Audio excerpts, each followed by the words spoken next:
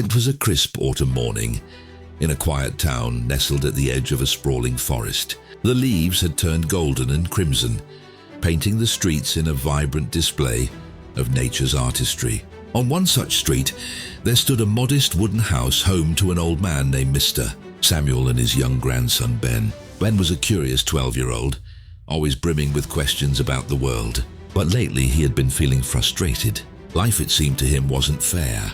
His father had passed away a year ago, and his mother worked long hours to make ends meet. He often found himself at his grandfather's house after school, where the old man would try to teach him the ways of life through stories and gentle guidance. One afternoon, after a particularly difficult day at school, Ben stormed into the house and threw his backpack on the floor.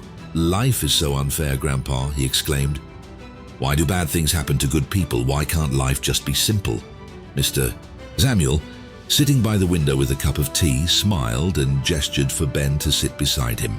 "Ah, my boy, life is like the forest outside," he said. "It's full of twists and turns, moments of beauty and challenges, but we must never judge it too soon." "What do you mean?" Ben asked, still fuming. "Let me tell you a story, Mr. Samuel said. "A story about a man who learned this lesson the hard way. Awesome. There once was a farmer named Thomas who lived in a small village. Thomas was known for his kindness and hard work. He had a beautiful horse, the pride of his farm, which helped him plow fields and transport goods. One morning, Thomas woke up to find that his horse had run away. The villagers came to console him. "What terrible luck," they said. But Thomas simply replied, "Maybe so, maybe not. Time will tell." A week later, the horse returned, bringing with it a wild stallion. The villagers were amazed. "What incredible luck," they exclaimed.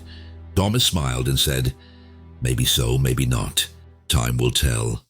Thomas's son, Daniel, decided to train the wild stallion. One day, while riding it, he was thrown off and broke his leg. The villagers once again came to express their sympathy. "What terrible luck," they said. Thomas, unfazed, replied, "Maybe so, maybe not. Time will tell." A month later, the king's army arrived in the village, conscripting all able-bodied young men to fight in a distant war. Daniel, with his broken leg, was spared. The villagers' sons, however, were taken away, leaving their families in tears. "What incredible luck," the villagers said to Thomas, and Thomas, as always, replied, "Maybe so, maybe not. Time will tell." Ben listened intently, his frustrations slowly fading. "So, you're saying we shouldn't jump to conclusions about whether something is good or bad?" he asked. Mr. Samuel nodded. "Exactly, my boy. Life's events are like chapters in a book. Judging the story by a single chapter doesn't give you the full picture." Ben pondered this for a moment. "But how do you stay calm, Grandpa, when things feel so bad?" Mr. Samuel took a deep breath and said, "Perspective, Ben. It's all about perspective. Let me give you an example from my own life. Many years ago, when Mr. Samuel was a young man, he had a promising job in the city. He worked hard and dreamed of climbing the corporate ladder. One day, he was unexpectedly laid off. He was devastated. His dreams seemed shattered, and he felt like a failure. With no job and dwindling savings, he decided to move back to his hometown. It felt like a step backward, but it was the only option he had.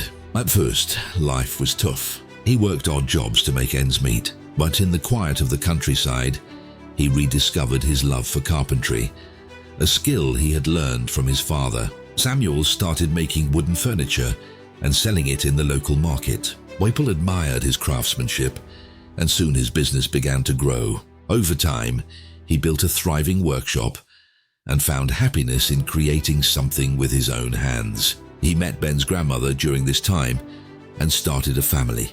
Looking back, Mr. Samuel said, "Losing that job was one of the best things that ever happened to me. It pushed me onto a path I never would have chosen otherwise. A path that led me to a life I love."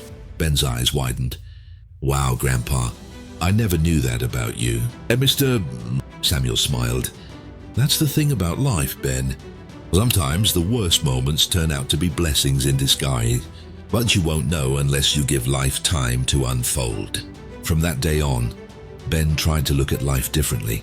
When he faced challenges, He reminded himself of his grandfather's words. Maybe so, maybe not. Time will tell.